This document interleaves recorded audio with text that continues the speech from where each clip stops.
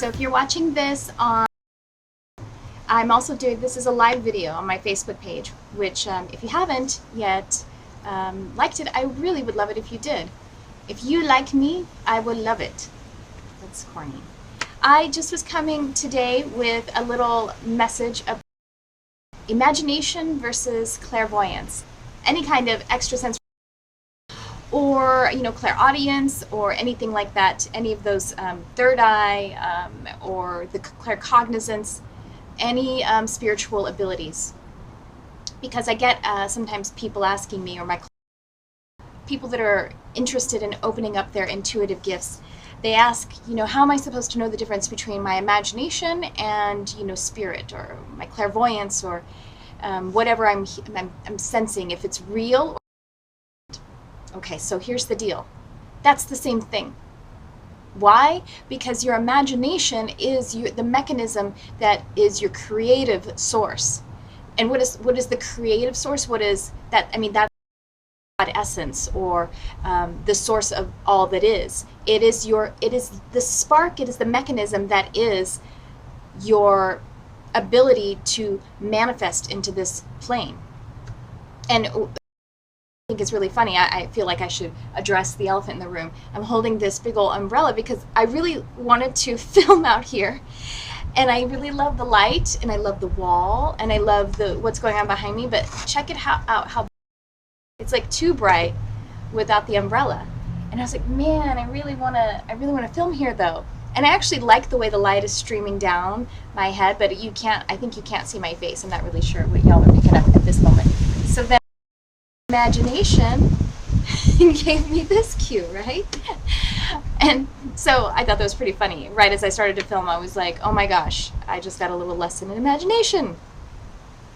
So when you are looking to trust your intuition more, or to have higher intuitive sensing or extrasensory perception, know that using your imagination is and B, the best way for you to turn up that technique, turn up your ability to move in that kind of sensory perception.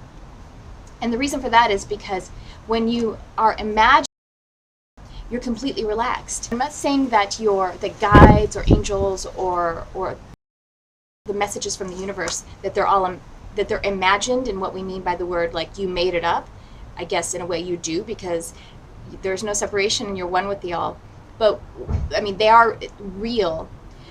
But the thing, that's how they can actually come in, is because you're completely relaxed. And our issue with being able to have that connection to flow is that we restrict it. That's the opposite of flow, right?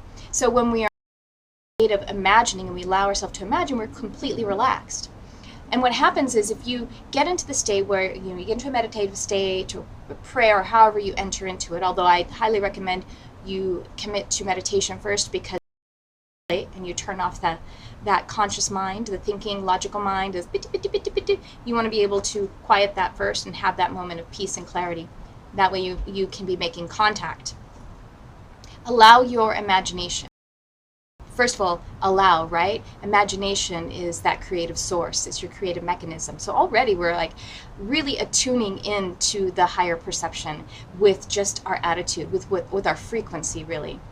And you continue to allow your imagination to engage and believe everything that is coming forth. So believe in whatever simple or complex things that are coming, and accept them, because what believing.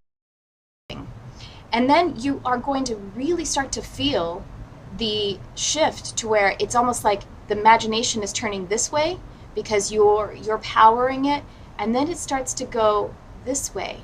And then receiving of the information it's not actually coming from just you, but you're actually communicating then. That's how it works. Every single day I encourage you to use your imagination, whether it's in meditation or work in the world, fully conscious, or whatever, fully engaged in the third dimensional realm. When you are able to infuse the imagination mechanism into it, then that's going to be exercising your spiritual and that higher perceptive ability. I think that imagination got a bad rap when we were kids. And when we were kids, we were so perfect at all of this. We were pure consciousness, just trying to figure out how to walk around and engage in this and commit to this third dimensional reality, because we were really close to the remembrance and not as deep into the amnesia. We had fewer filters. But then we were told that we had imaginary friends, which I did, who are actually my spirit guides to this day. And I had to reintroduce myself to them as I got older. I took off some of those filters again. And we're also told, daydreaming and stop imagining. Somehow that's not the way that we move in the world. And now here we are, if you're a spiritual seeker trying to figure out your extrasensory abilities, and now you're on the other side saying, what is the spirit realm? How interesting. Turns out it's your imagination. I thought that was pretty cool. All right, so if you haven't subscribed to my YouTube channel, if you're watching me on Facebook, please do that. I'm going to be posting a lot there frequently, and please find my podcast as well. I do a live online television talk show every week, if you don't know that yet, on either channel, and it's called Charmed Life with Tricia Carr. So that's how you can find me. And I actually do that show live every Sunday at 11 a.m. Pacific, and you can call in and speak with me, get a reading, or speak with my guests. I have expert guests on. Like, for example, I had Penny Pierce on, who's this incredible author. The book's called Frequency, and The Intuitive's Way, I think, is the name of one of her other books. How's that light doing? It's still pretty bright. Yesterday, because today is Monday as I'm recording this, I had Victor Odo on. And he's incredible. Highly recommend. That was such a fun show. I had Lauren Antufermo, Natalie Gianelli, Josie Grouse. I have Bridget Nielsen coming on this month. Jessica Potter. Look up all these people. They're all amazing. And I'm really excited to be able to do this and to reach y'all. So if you will please subscribe and like and comment and all that kind of stuff, because there's two things that happen for you and for me. So for me, it helps me to aggregate higher and be able to continue to reach more people. For you, actually for you and for me, when you do that, you're actually contributing to the energy conversation. Even if you just watch it, you're contributing, but if you comment, you're contributing a little bit more, because your energy is going in, and so you're actually participating in the healing, the co-healing, and the effort to ascend and awaken even more. Healing the other people that are listening and watching when you contribute, when you subscribe.